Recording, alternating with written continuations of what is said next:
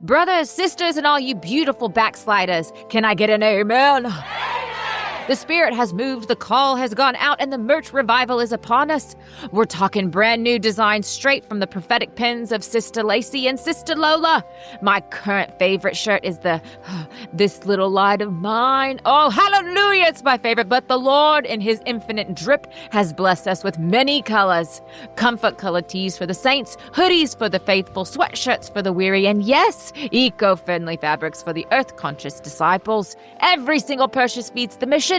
It fuels the ministry and keeps this holy podcast pulpit running week after week. So don't delay, don't hesitate, don't let the devil of procrastination steal your blessing.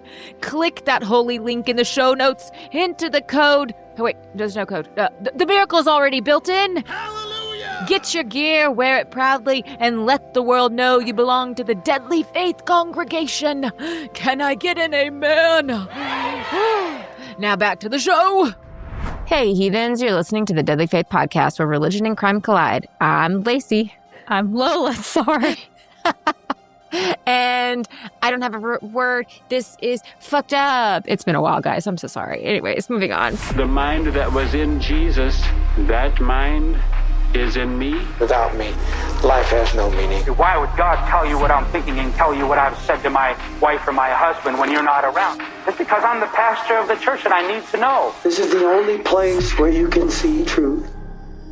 We haven't recorded in a minute because I've been having health issues, which I have posted about on Instagram to tell you guys why we've been kind of off our game. Yeah, it's been a season. And that's okay. We're here now. We have literally gone through all of our stockpile of episodes. So right now you're catching us pretty much up to speed. We're only recording this like a week or so before it comes out. So Happy New Year. Yes, Happy New Year. I hope you guys had a good Christmas. And we're going to start this year off with a bang. Today I'm covering the case of the death of Ronda Reynolds. Okay. This is a very speculative case. It is and it isn't. And we are going to let you decide. Is it solved?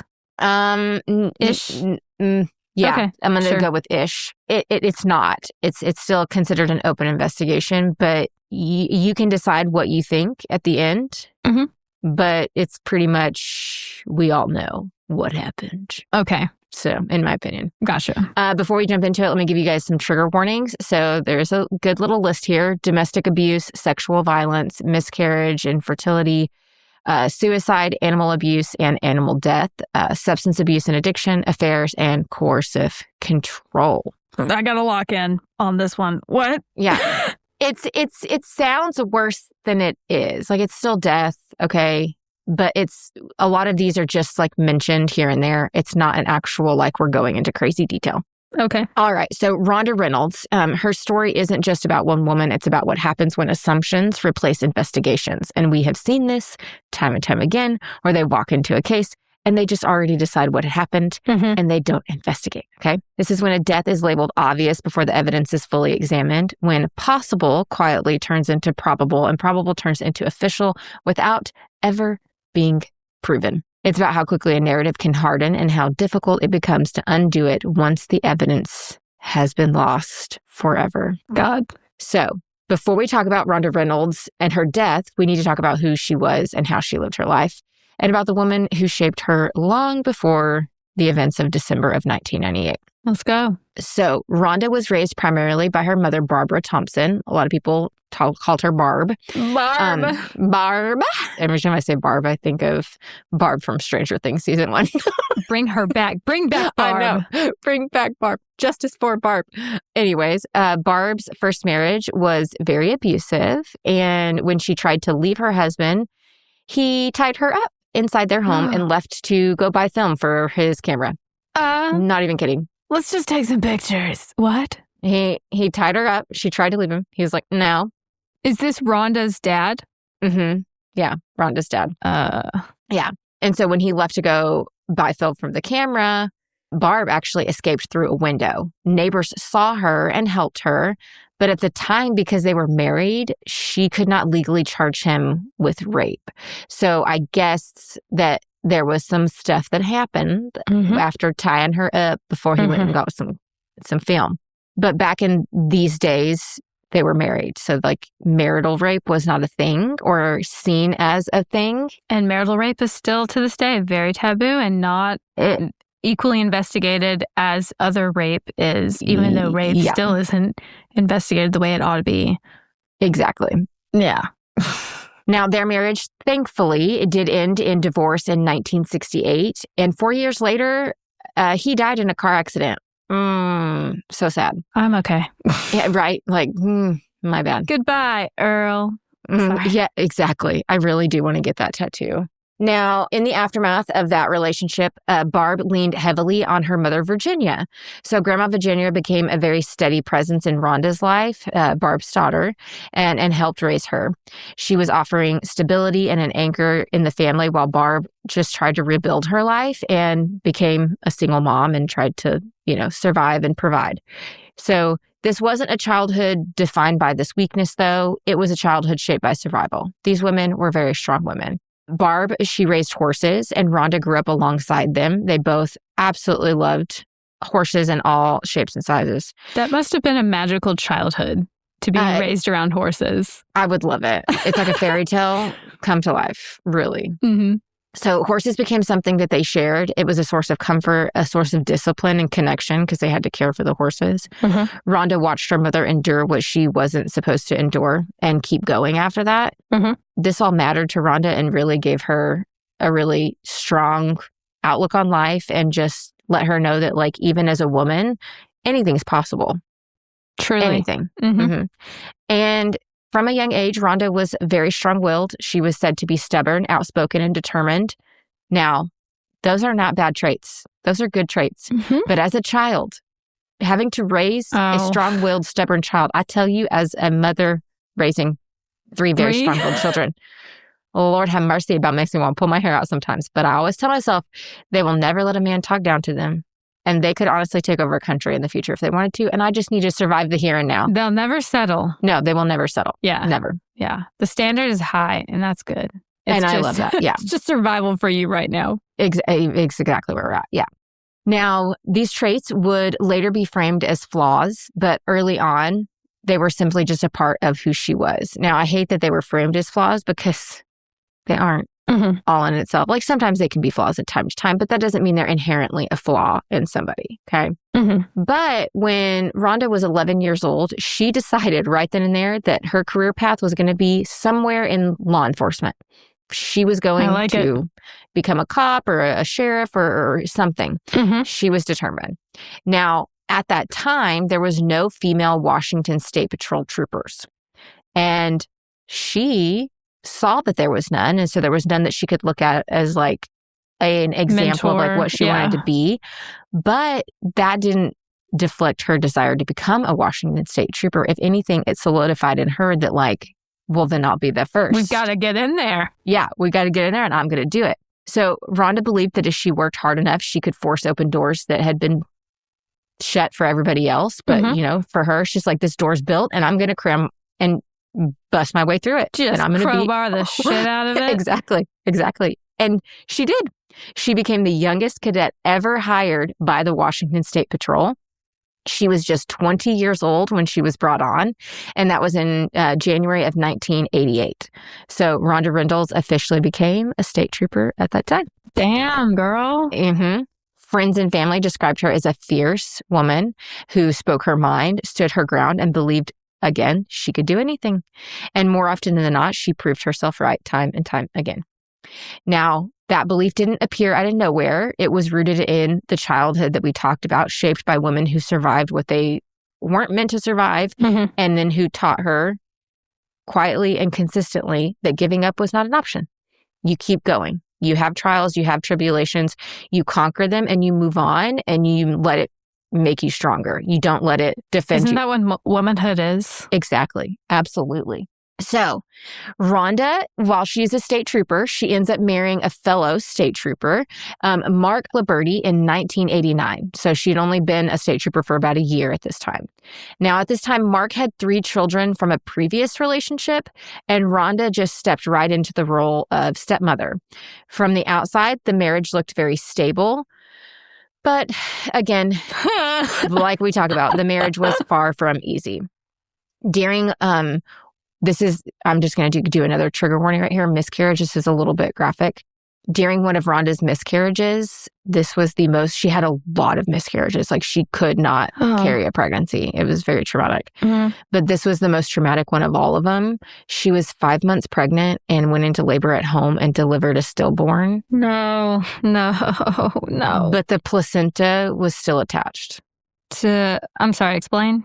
So the placenta, she gave birth to the baby, but the placenta was still attached inside of her. To her, okay. So the placenta wouldn't release. Okay. So she needed to go to it's an emergency. She needs to go to the hospital. Uh-huh. So Mark drove her to the hospital, but Rhonda believed he was just parking the car after he dropped her at the entrance. But instead, Mark left. He did not stay with her. He didn't sit beside her bed and hold her hand as she's going through the most traumatic moment. The most horrendous thing of her life. And he went and worked a shift as a state trooper. Fuck you. Mm-hmm. Yeah. This is not like oh no, a miscarriage. Like, this is traumatic and an emergency situation at the hospital. And you're just going to like drop her at the door. Like, it's nothing. Like, she's going to go in and get a vaccine. Like, it's like no biggie. Are you kidding me? That's your child that was just born. Are you not mourning? And didn't even tell her that he was leaving to go work a shift. Just was like, bye. Grief is different for everyone, but for this guy, I don't care. Go to therapy, because if that's the way you deal with your problems. Go to your wife. Okay. What the hell? Yeah. So she was left alone to navigate this entire situation at the hospital and the aftermath, physically, emotionally, all of it, all by herself. Now, according to Rhonda's family, this was the moment that marked a very big turning point in their marriage. And it wasn't just the loss of the pregnancy. It was the realization that when she needed Mark the most, he chose to be somewhere else. And he chose something else. And so this was just like the moment Rhonda was like, I can't forgive him. And things were never the same. And their marriage never truly covered after this. Yeah, it was bad. How could it when you're married to a odor-encrusted Skittle in a moldy box? Why do I love that so much? Oh my gosh. Okay, so around this same time that she's going through all these miscarriages, Rhonda's career is also unraveling, unfortunately. Why? So she had suffered a very serious back injury on duty when equipment that was like mounted in her car, she was like going and then did like a sharp turn. I think she was like pursuing a suspect. Did a sharp turn. Something that was like mounted on the front of her car came loose and like somehow hit her in the back. Oh. I cannot visualize it, but that's what was said to have happened. Mm-hmm. This created a back injury. Ugh. Now, while recovering, she received sick pay, but she also received disability compensation. It wasn't until later on the state determined that she had received both funds improperly, and they demanded repayment. What? Because it was considered double dipping. That's y'all's problem. Yeah, I don't know That's exactly. Literally y'all's problem that you paid her too much. That's not even a lot of money. Yeah, no, it would not have been a lot of money. So I'm not exactly sure how that happened. Everybody says they aren't 100% sure if she knew what she was doing was illegal or if it was just an oversight, but it was a thing. Now, she also, during this time, and I've seen this not reported a lot of places when it talks about her case, they say that her career was unraveling because of the double dipping with the sick pay and stuff. But I feel like more of it was from sexual harassment. Again, she's the only female in the department right now. Mm-hmm. Or there might have been a couple others, but she was the youngest and it very much dominated by men in this field of work versus women. Yeah. So she had reported sexual harassment during her time on the force, but the complaints were just dismissed and she was receiving more harassment because of the complaints and they weren't taken seriously. So I think between that and the double dipping that she now needed to repay, she chose to resign. Like she was just like, this is too much. I'm resigning. I don't blame her. That's hard. Yeah. Now eventually for Ronda, she does end up leaving, but she ends up beginning work in like the retail space as a loss prevention person. And she took the job very seriously, and she was very, very good at it from what all retail places she worked for. They were like, our losses for theft went down dramatically after she took the job. She was that good at it. She knows what she's doing. I mean, she's made a name for herself in higher places, so it's obvious she's going to thrive here. Yeah. So she's having miscarriages. She's dealing with sexual harassment. Her career is unraveling, and she's resigning and starting a new career. So during all of this time, she's very vulnerable. Life is kind of like beating the shit out of her. And so someone new enters their life. She's still married to Mark. And as their marriage is going on over the years, the marriage starts to deteriorate under the weight of the financial strain, the emotional distance, and honestly, the growing resentment between the two, especially for her against Mark. So Ronda had also suspected that Mark was having an affair. And over time... This is par for the course with this guy. Yeah. So they are going to sell Mark's mother's house. And so Mark gets a hold of a realtor. And this realtor shows up, and as they're like planning the business or planning the sale and all of that, Rhonda's noticing that the two are a little bit more chummy than like you would expect. Is this a female realtor? Yes. Okay. Yes. Oh, no. So she's like, you guys are acting like you like know each other. Like there's more to here in this relationship than just like you just called this random realtor. So she was suspicious, and over time those suspicions were confirmed, and the two were boinking and having an affair. Okay. Please stop. Please just put your Skittle in a backpack and get out. Yeah. Yeah. So as the time of this is going on and everything's starting to unravel, and Mark and her marriage is just crumbling, she and Mark had turned to their church, which was Jehovah's Witness, and they sought counseling through one of the church leaders. And that counselor was a man named Ron Reynolds. Okay. So Ron and his wife. We've entered the title. Okay. I was wondering. Yeah, we have entered the title. When is this Ron guy coming in? I don't like Here's that their Ron. names are spelled similarly also.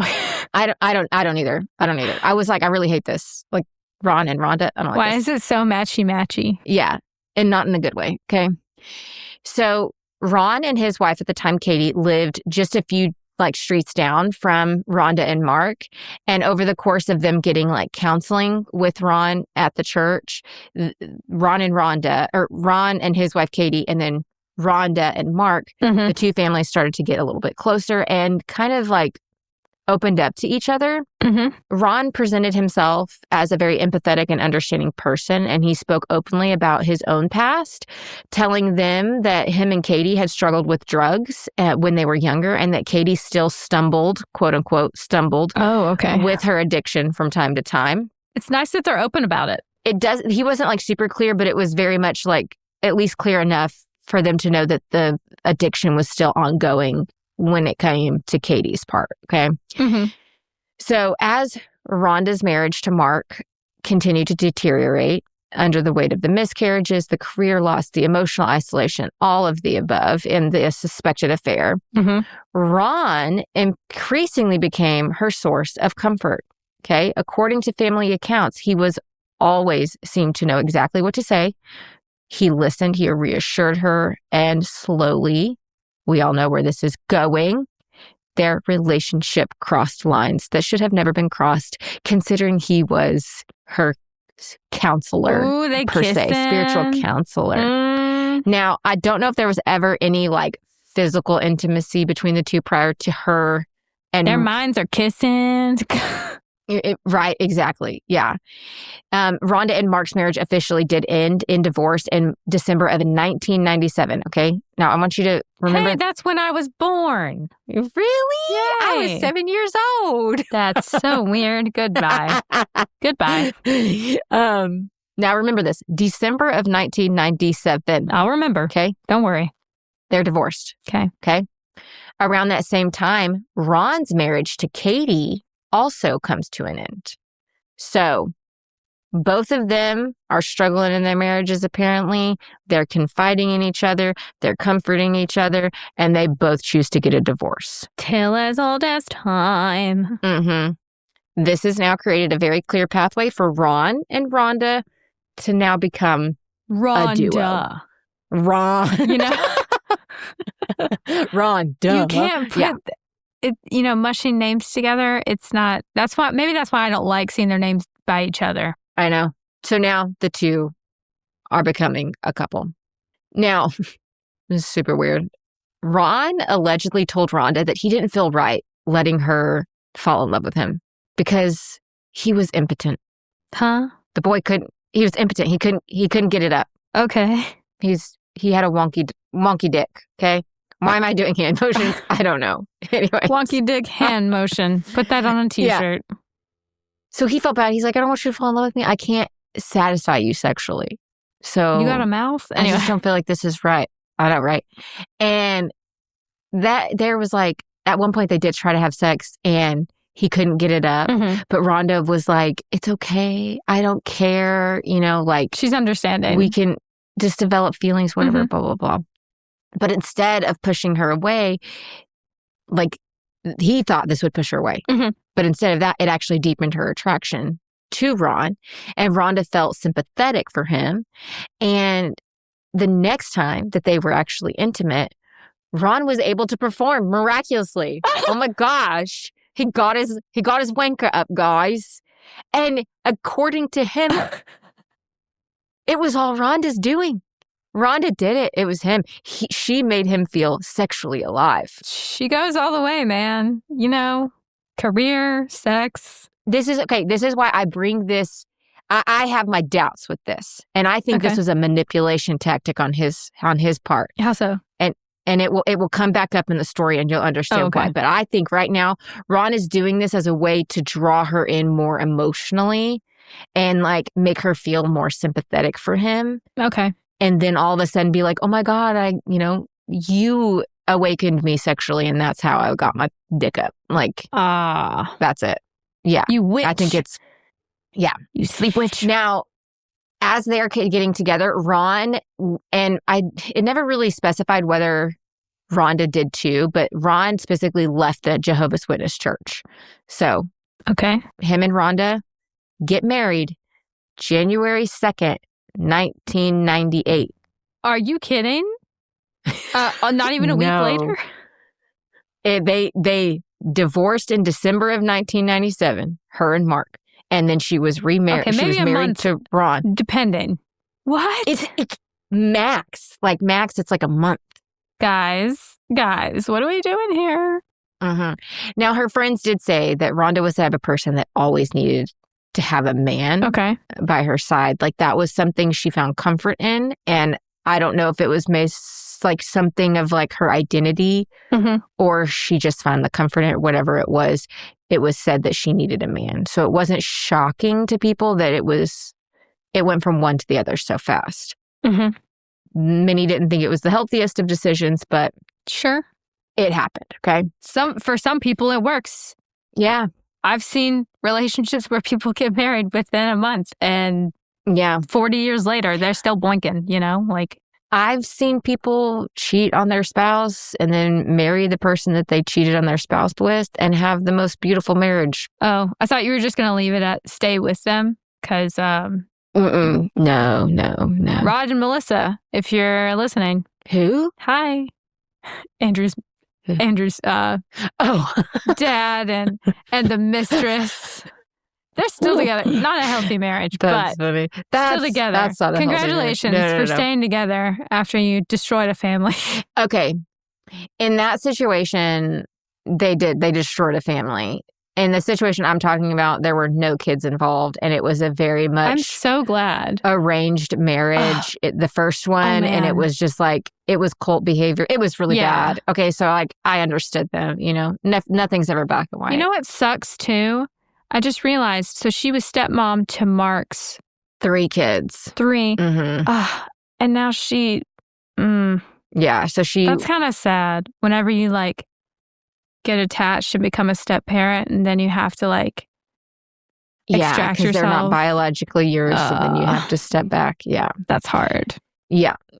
Ron and Katie, they did have kids. They had a handful. I can't remember how many. I think they had like 5 altogether, but 2 of them were like grown and out of the house type of thing. Oh, okay. So they still had 3 kids when Ron and Rhonda end up getting together. Mm-hmm. Now here is the part I was talking about. Mm-hmm. Not long after their wedding, Rhonda discovered that Ron was still sleeping with his ex-wife, Katie. Yeah. Katie was actively struggling with a drug addiction, and Ron continued to involve himself deeply in her life. Oh, not just balls deep, but also like money deep. He would bail her out of jail on drug-related charges and maintain. Oh, so wait, if he's sleeping with her, that means he can get it up for her? Mm-hmm. So how did... See, that's what I'm saying. I think it was a whole manipulation tactic on his part. I feel like the rest of the listeners just caught on the same time that I did about he's sleeping with Katie. And it's like, oh, that's... you know? Uh-huh. Exactly. Okay. So, yeah. At the same time, Ron had taken full control of him and Rhonda's finances. Mm-hmm. Now, Rhonda later learned that Katie had been using her credit cards to quietly rack up debt. Oh, shit. So Katie is using Rhonda's credit cards. And Rhonda, in the beginning of this marriage, had trusted Ron to take care of all the finances because Rhonda was not good at finances. And so she thought giving Ron control would help. Oh, shit. That's bad.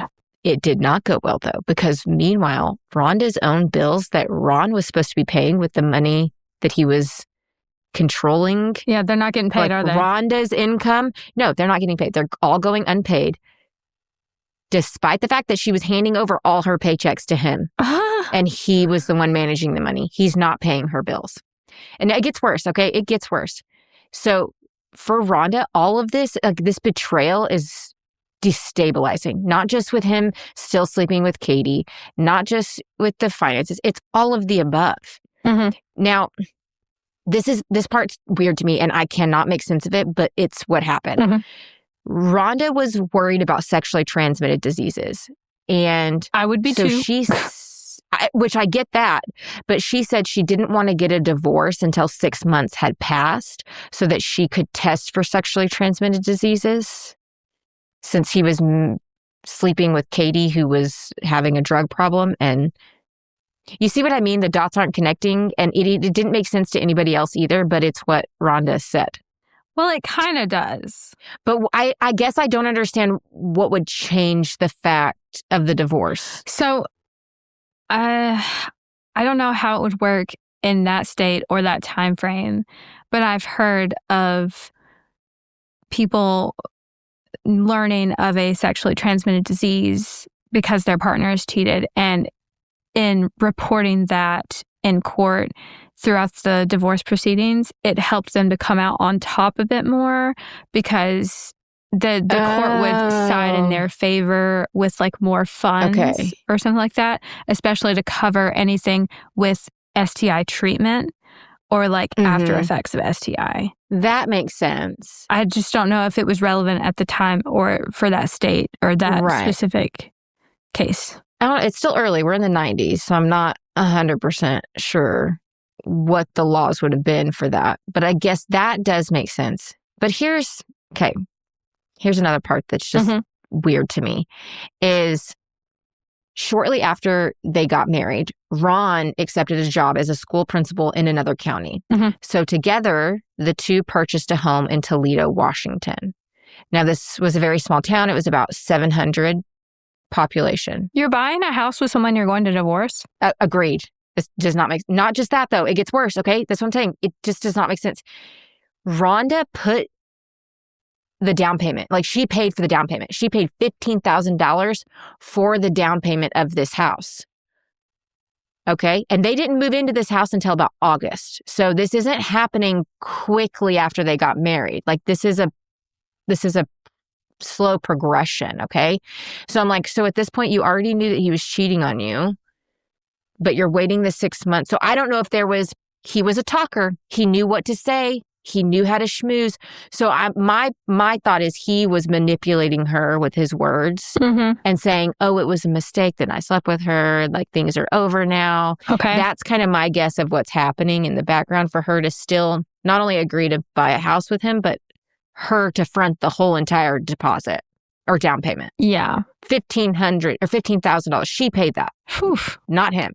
But Ron told her that he wasn't comfortable putting her name on the deed. But she...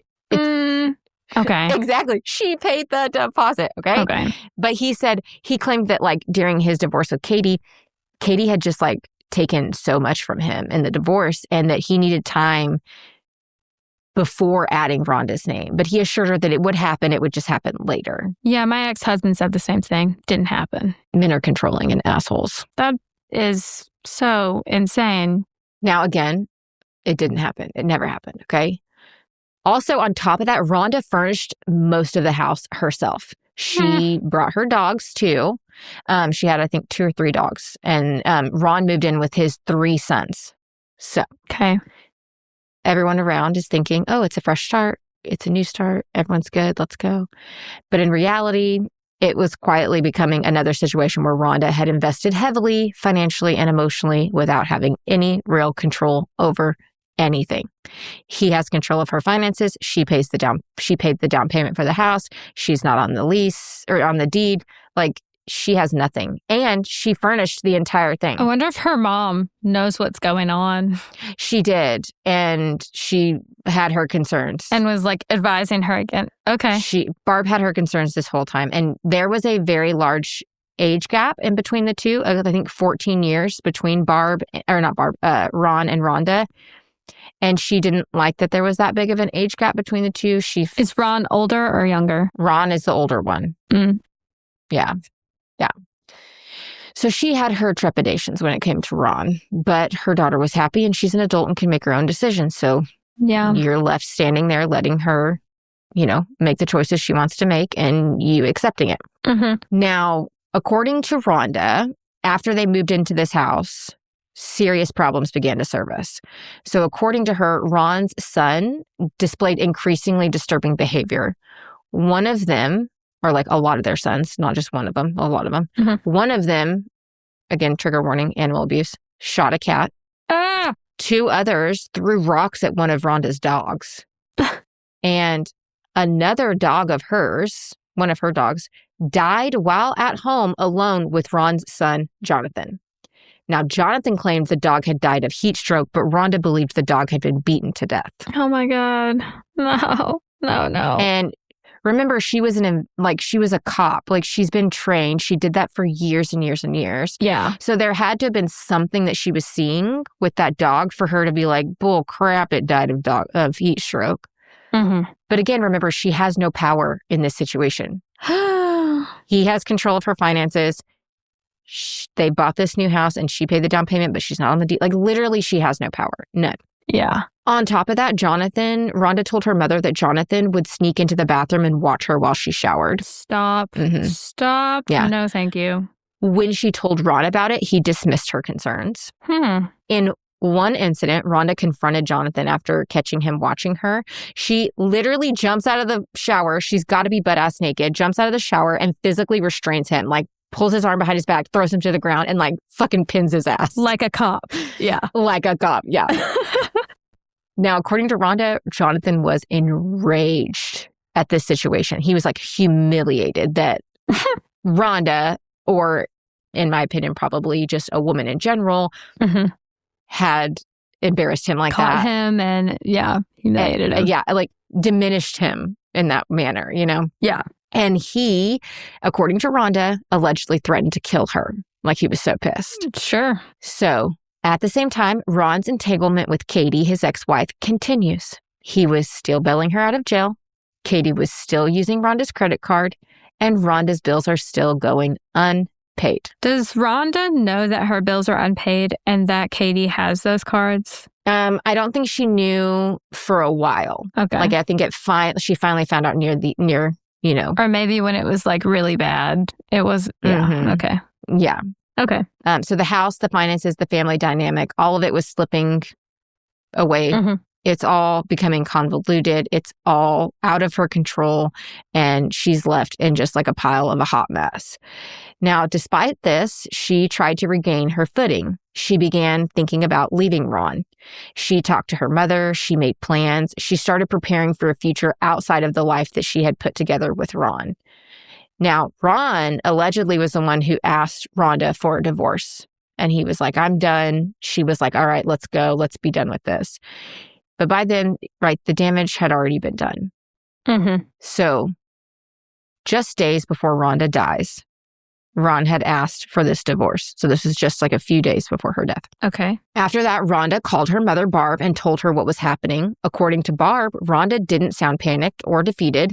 She sounded calm, even optimistic. At this point, it had been bad for a long time. And she was just She's probably relieved. Yeah, cut my losses. Let's get out of here, right? Mm-hmm. So she talked about walking away from the marriage, and she did talk about fighting to recoup what she had put into the house. Mm-hmm. She told her mother that she just needed a few days to figure her next steps out. Mm-hmm. Rhonda was already making plans, okay? Yeah. When she had divorced Mark in December of 1997, they had to sell their house, and then she was supposed to get an allotted amount of money from this sale.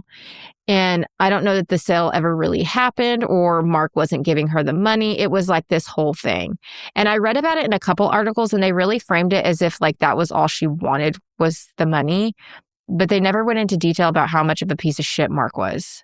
And I'm like, I'm sorry. It puts me a whole new perspective in my head in regards to Mark, if he can literally drop his wife at the time off at a hospital having an active, not just a miscarriage, but like a fucking stillborn in her arms. Like she's literally carrying the baby. 5 months, that's a full-grown fucking baby.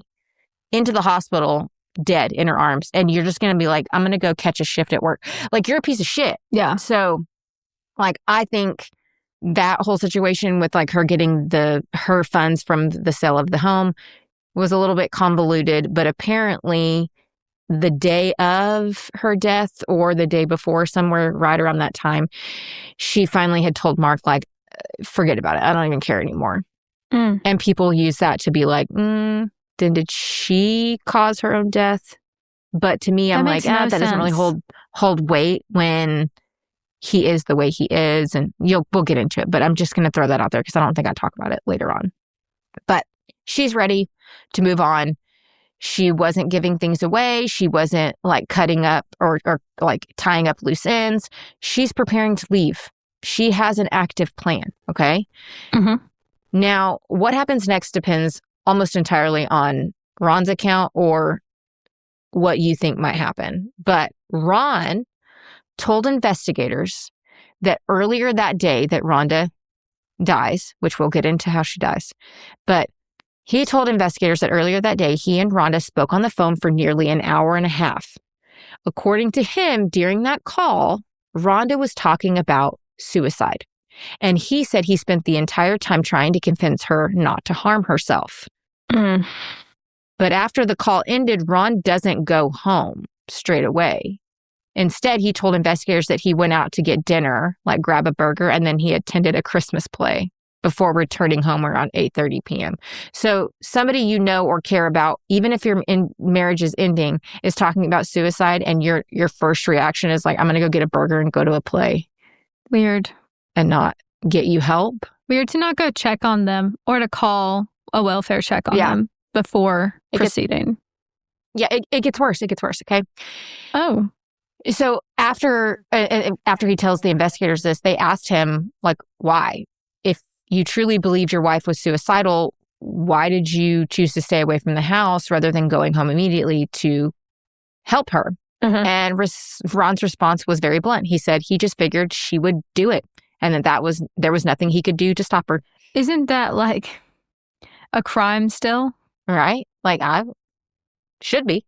Because you know it's going to happen and you don't try to intervene or try to call the police and inform them. And how much of a cold-hearted person are you that you could care less if they kill themselves? You're like, if they're going to do it, they're going to do it. I mean, that could be possible, but like still, it's your job as another human to try and intervene on their behalf, since they're not in the right headspace, most likely. Yeah, exactly. According to Ron, once he got home that night, he and Rhonda got into an argument, and he claimed that she continued to talk about suicide and that he then spent the rest of the night trying to, quote, talk her off the ledge and, get her to not commit suicide. He stayed awake and attempted to keep her from harming herself. Whether she fell asleep, it's kind of unclear. It's reported both different ways, whether she fell asleep and he just stayed awake watching her, according to his account, or if he was awake with her the whole time trying to get her to not kill herself. Now, this version of events raises immediate questions. Ron described a day full of fear and urgency for Rhonda, yet his own account includes a decision, like we said, to go to dinner and to a play instead of going home to help her. And while Ron portrays the night as prolonged suicide watch, friends who spoke with Rhonda later described a very different tone for her. But all of the other friends were saying she was upbeat, she was excited, she had plans, literally physical plans that day. So it's not adding up. They say that Rhonda sounded calm, she was hopeful. And so these are two very contradictory retellings of Rhonda's personality or Rhonda's, state of mind during that night. So as the investigation moves forward, the distance between Ron's account and the surrounding evidence only continues to grow. So let's talk about the morning of December 16th, 1998. At 6:20 a.m., Ron Reynolds calls 911 and reported that his wife had committed suicide by gunshot. During the call, the dispatcher asked Ron if Rhonda had a pulse. Ron responded, quote, "Hold on, I'll check." That was literally his word for word. "Hold on, I'll check." In other words, he placed the call to emergency services before confirming whether his wife was still alive or not. He literally saw her in the closet and then said, "Let me call 911," before even seeing if she was okay. Wait, Okay. He saw her in the closet? She's in the closet. We'll get there. Is she actually dead by a gunshot wound? Yeah. Okay. So when deputies and EMS arrived to the home, they found Rhonda on the floor, laying on her left side. Ron's demeanor immediately stood out to responding officers because they later noted that Ron appeared extremely calm when they arrived. Even as others in the home and on the scene were visibly shaken by what they saw, he was calm as a cucumber. Okay? Now, again, grief and shock hits everybody differently, but still, it's worth noting. Okay? Sure. Now, EMS personnel found that Rhonda's body was still warm to the touch, but that observation came with an important caveat. An electric blanket had been placed over her body. What? And it had been plugged in and it was turned on. That is such a weird thing to do. Here's what's crazy, though. Despite the warmth, the responders noted that rigor mortis had already begun to set in and that it appeared to be fairly advanced. And this was significant because Ron had claimed that he had stayed awake with Rhonda the night before and didn't fall asleep till around 5 a.m. He called 911 at 6:20.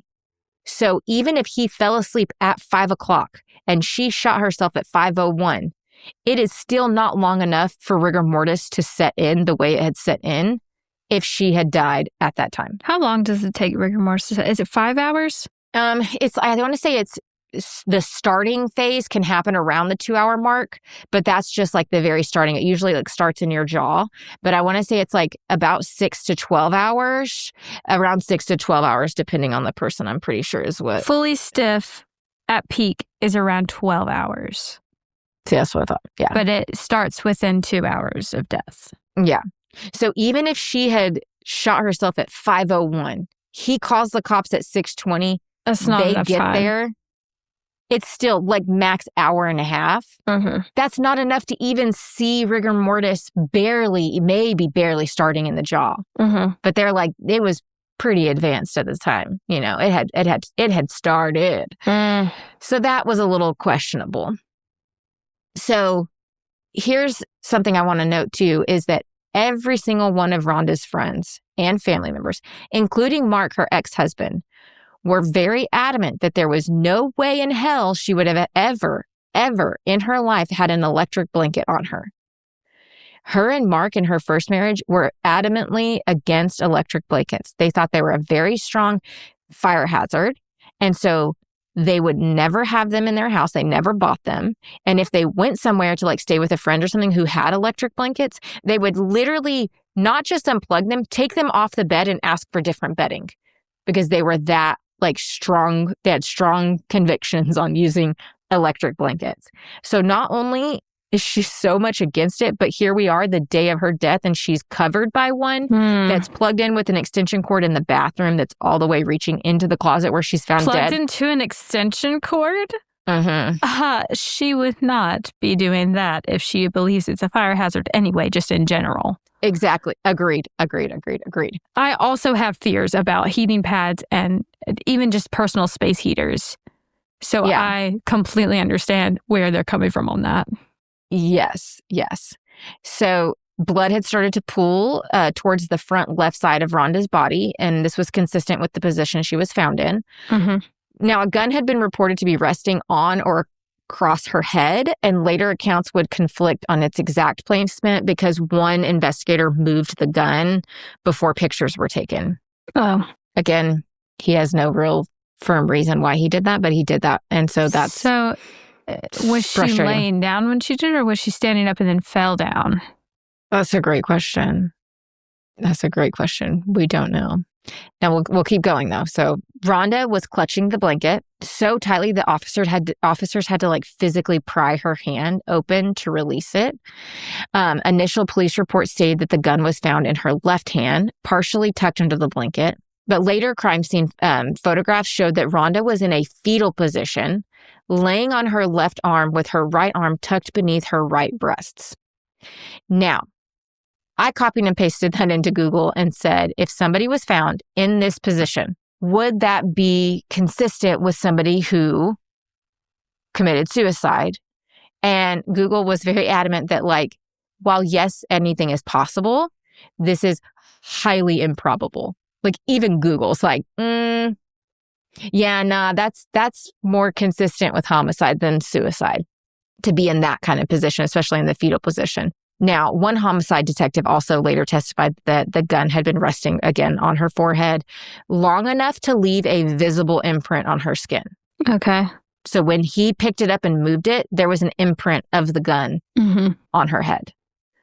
Now, I don't know the science behind that, whether like an hour to an hour and a half is long enough to make that kind of imprint. Maybe it is with somebody who's dead at the time. And how heavy the handgun is too.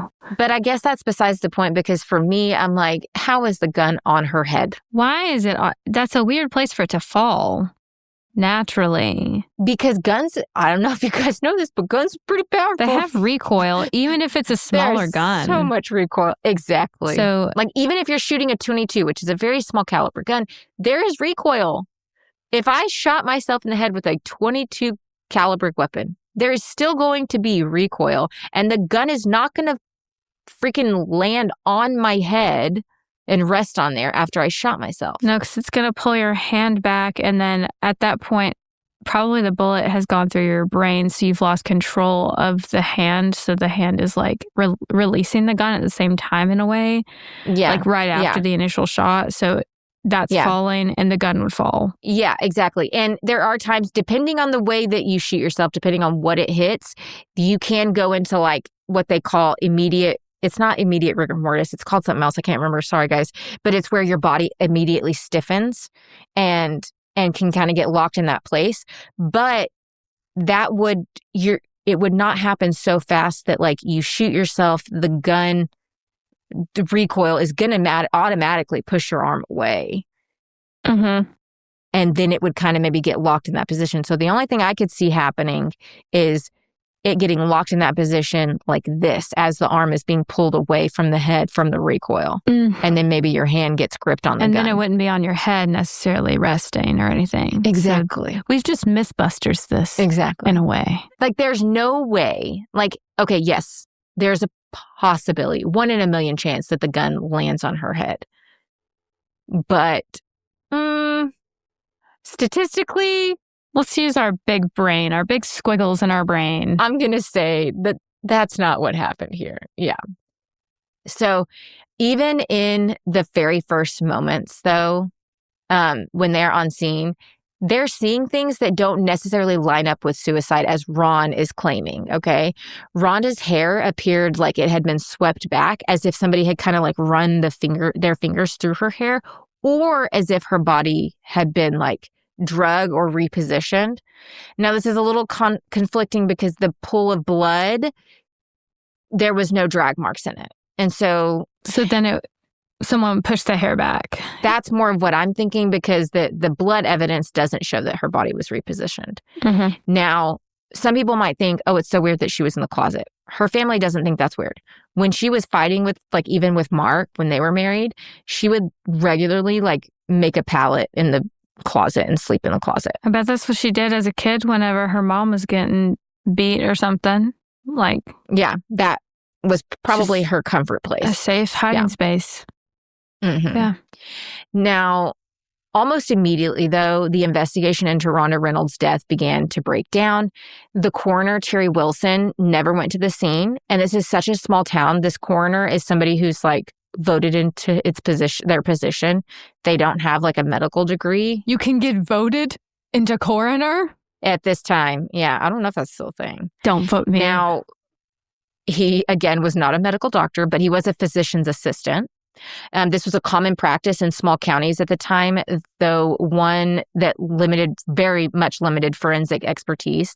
He did not perform the post-mortem examination, and he didn't attend the autopsy. Instead, the autopsy, I can't talk, sorry guys. It was performed by a traveling forensic pathologist, Dr. Daniel Seeloff. Now, I think this might still be a common practice in counties that just are so small they can't afford to have a full-time forensic pathologist on the payroll. So they just pay for a forensic pathologist to come in and do the autopsies when a crime is committed. Now, so this autopsy is done. Another person who was present during this from the coroner's office was an employee named Carmen Brunton, who had previously worked as a beautician and hairdresser before being hired by the coroner's office. So nice. Not a whole lot of like job experience. Not for this that. field of work. Nope. No. Now they could fill the cracks in a corpse. Sure. Sure. There was no comprehensive gunshot residue testing ever conducted, whether that was on Ron, anybody else present in the home, Rhonda, none of that was ever done.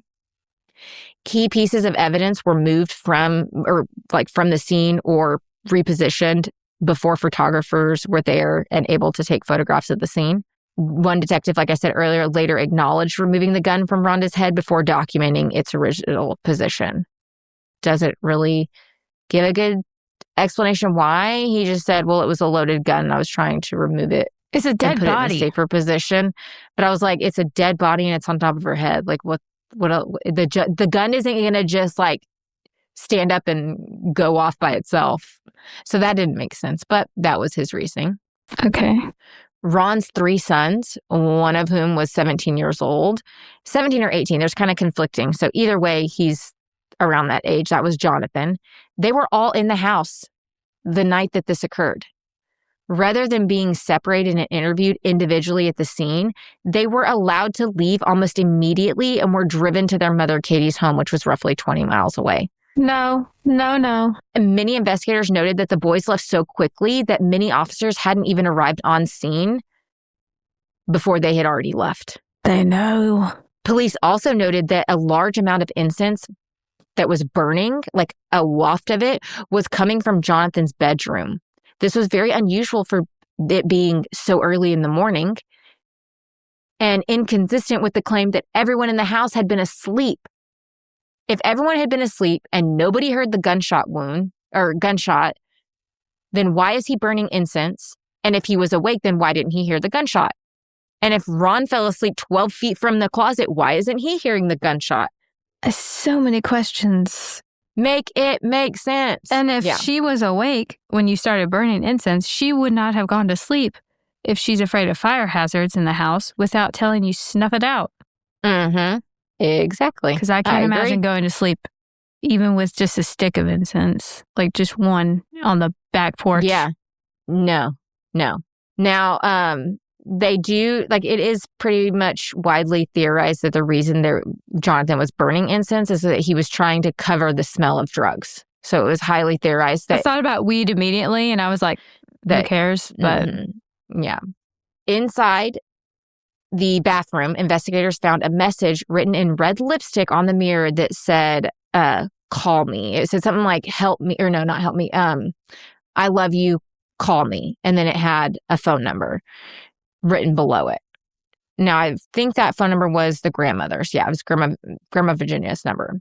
Now, analysts later stated that they could not pretty much like fully determine who wrote it, but they did note that it was positioned unusually high, like higher than what most people would write. Like you're usually writing on a mirror in front of you, like at eye level.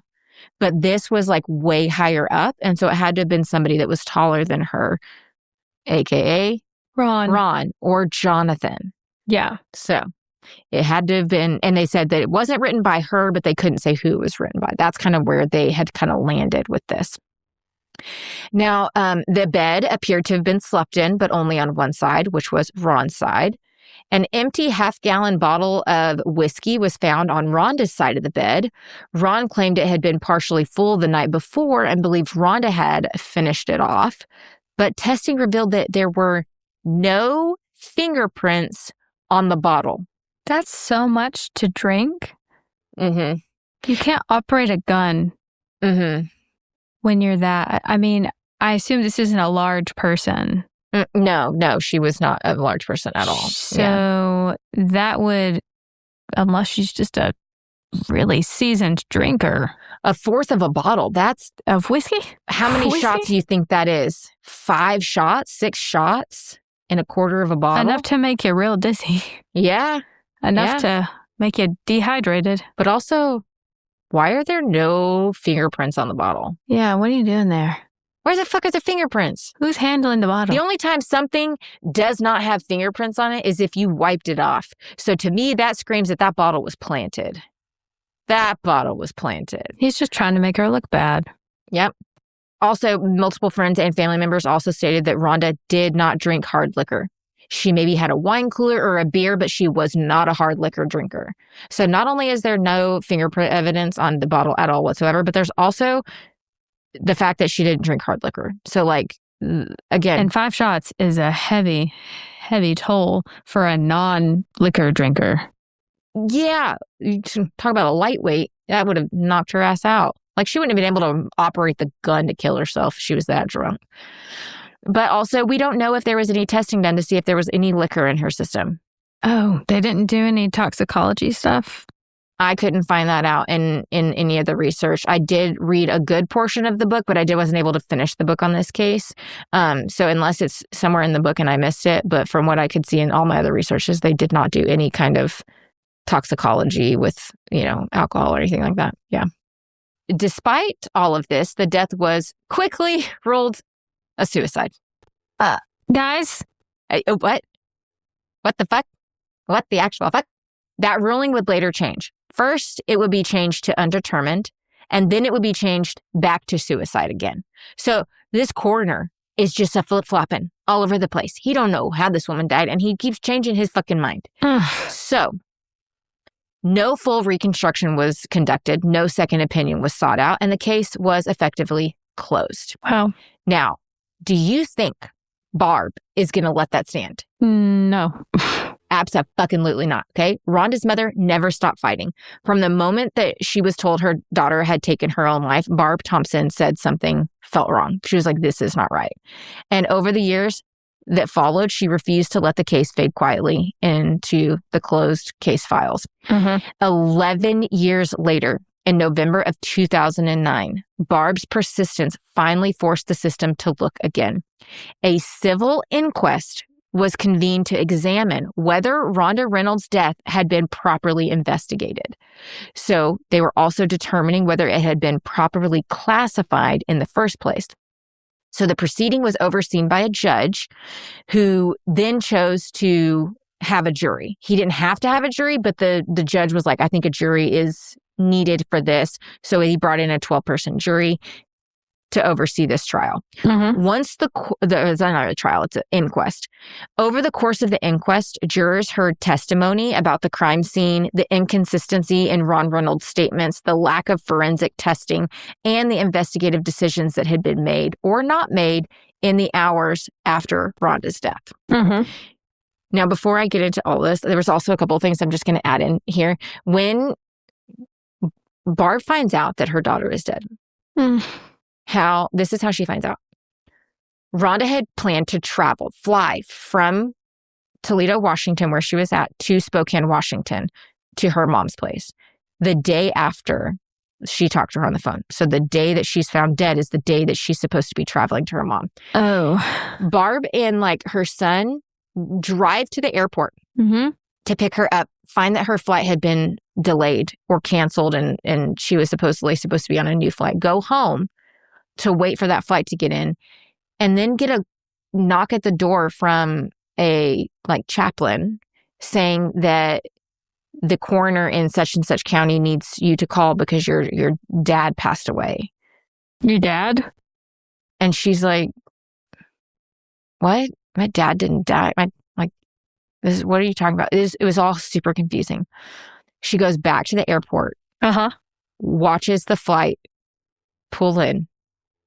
All of the people get off the plane, and then the doors close and her daughter's not there. No. Her stomach falls because she's like, no, that county sounds like the county that she lives in. Maybe they're confused and something happened to Rhonda.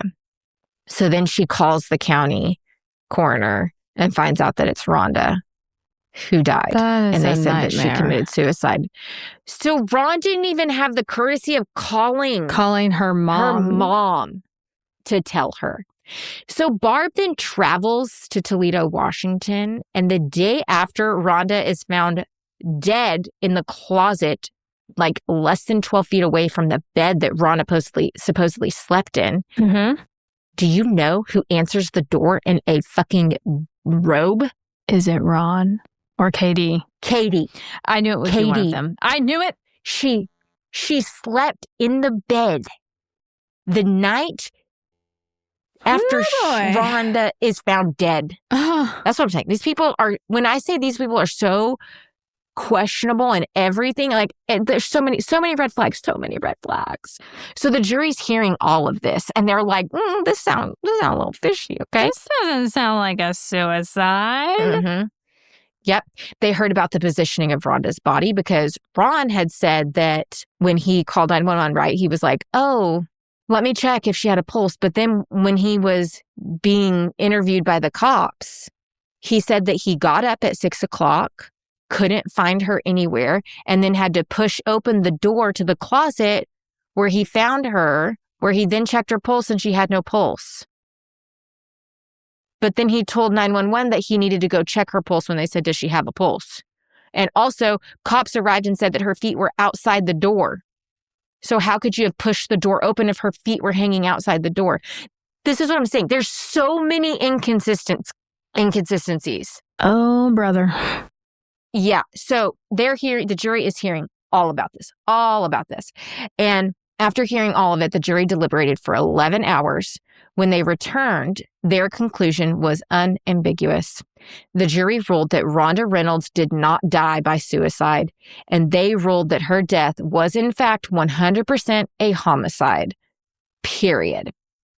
They stated that they believed either Ron Reynolds or his son Jonathan or both had some kind of involvement in her death. Yeah. They also concluded that Rhonda died earlier than Ron had claimed, placing her time of death between approximately 1 a.m. and 5 a.m., not after 5 a.m. like he claimed.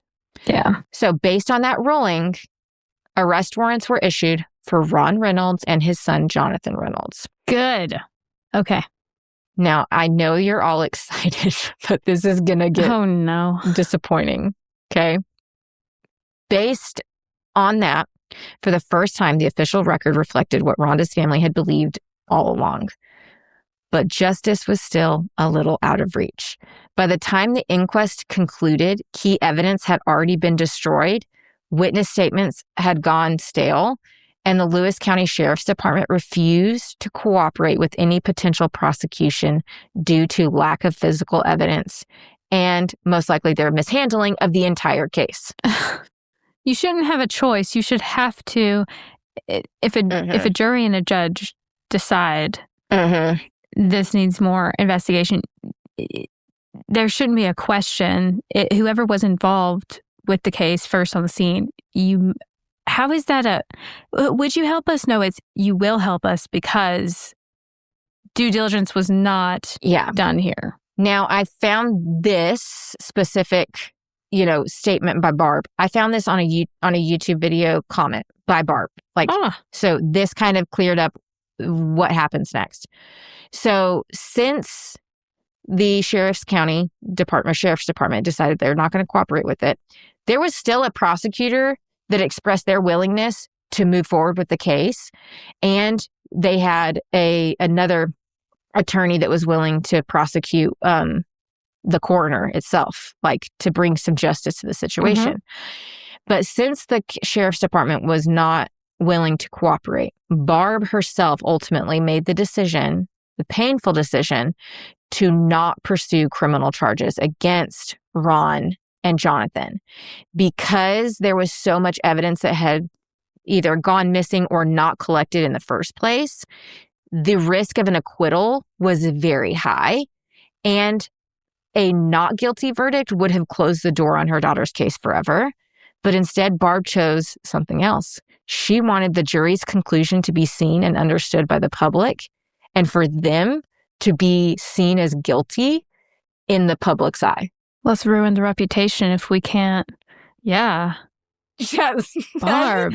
Pretty much what she did. She was like, you know what? There's a good, I'm willing to admit that there's a good chance that this is going to be an acquittal. This is going to be a not guilty, and I'm not willing to take that. I would rather them be free, but the whole world see them as guilty. You'll still have consequences for this. You won't. You won't live without remembering this and being harassed and being looked at and having jobs look at you weird in churches. Ron was a principal of an elementary school and was asked to resign after this. Yeah, he was. His son, they have done interviews saying they had nothing to do with it, blah, blah, blah, blah, blah. There's so many red flags. So you can make whatever decision you want. And is that ethical? Is that right with our justice system? To have these people have the worst reputations in history because of this, but still not be given the chance to go to trial? I don't know. Make that decision yourself. But also, the justice system also isn't the most... It doesn't always work, in the way that it needs to, but I also understand we have pitfalls. I don't care what kind of justice system we have or that it changes to, there's always going to be pitfalls. I don't think a perfect justice system is ever going to work, but Barb found a loophole. Truly. And I'm kind of here for it. Let's just be honest. We back you, Barb. I'm kind of here for it. Yeah. Back Barb. Justice for Barb.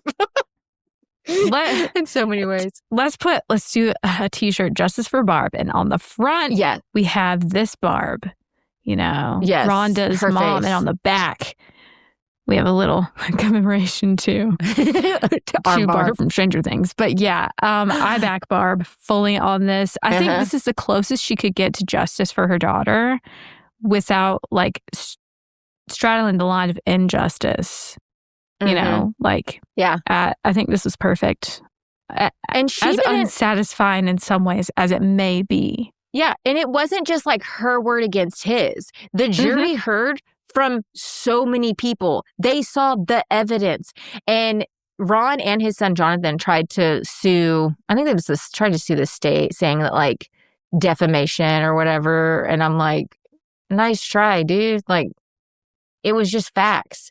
Whether why'd you put a heating blanket on her? Anyway. If she really committed suicide, I'm sorry, there would not be this many inconsistencies or red flags or there is just, it wouldn't read the way it's reading. Let me put a heating blanket on and then let me kill myself. Yeah. Why would I worry about if I'm warm or not if I'm about to shoot myself? That's odd. There was also never a suicide note, which is not unheard of, but it is very, statistically, there's always a suicide note. But she's close with her family and she's got friends, and that's kind of weird to just say nothing. Her friend showed up to her house the next day to drive her to the airport to fly to her mom. Yeah. And that's how he found out she was dead. You know what he was thinking. Oh. He said, let me in there, that bastard. Let me. His ex-wife was in the same bed with him the night after. It's a hoax. It's a con.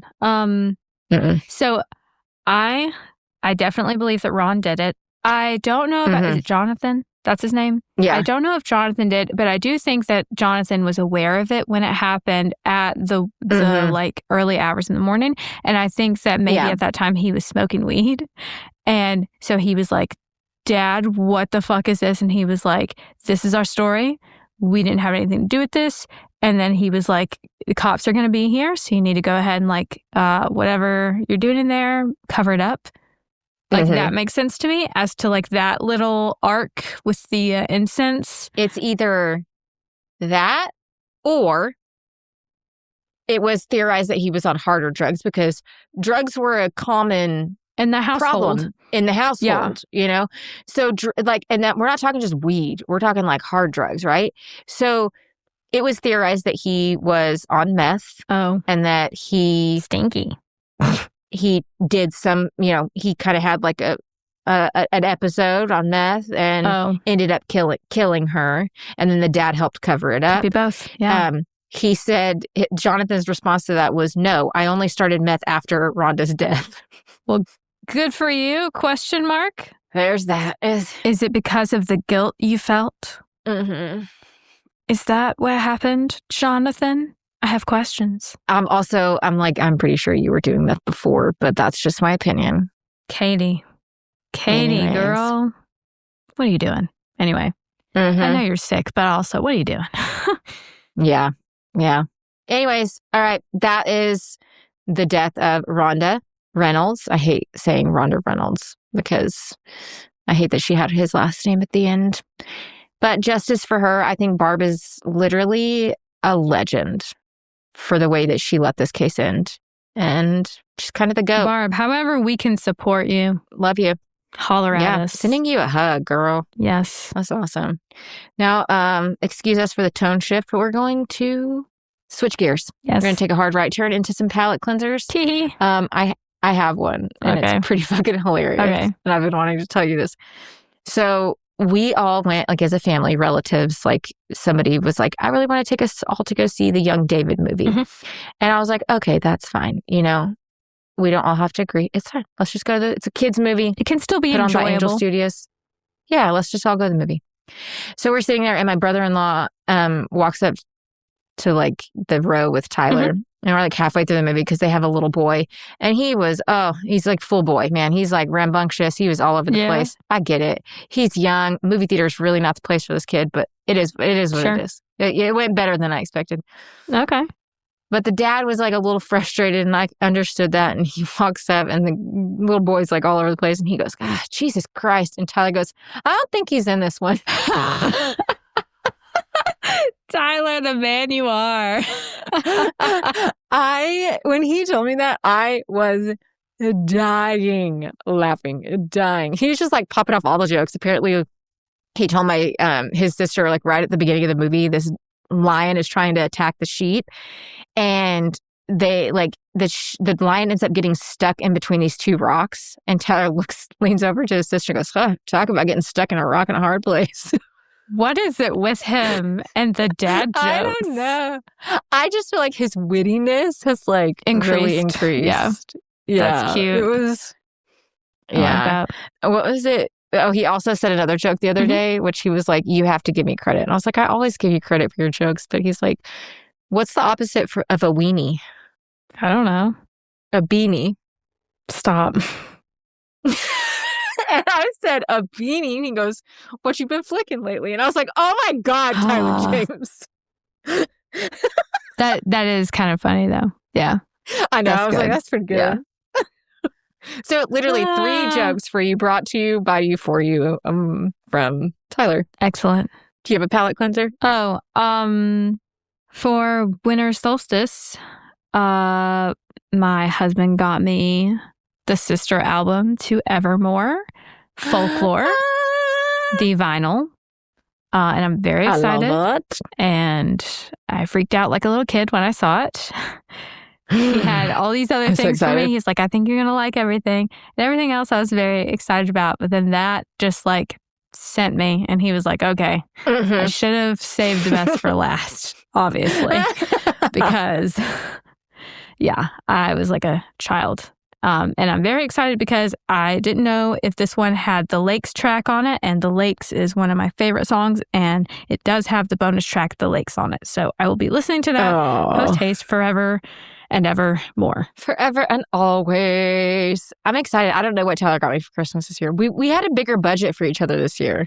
So we're recording this just a couple days before Christmas. So I'm excited. I'm like, It was like the first year that we were like, wow, we actually feel like we can get. No, we can breathe. We usually pick like one thing. Mm-hmm. Yeah. We're like, we had to get one thing. And this year we got each other a handful of little things. And That's so nice. It feels good. I'm excited. The kids are going to have a good Christmas too. We were wrapping gifts last night and I was like, oh shit. And he goes, what? And I go, I forgot to put that one on the list. So when we thought the amount of gifts the kids were getting, I was like, it just increased by 1 because I forgot that I had already bought these.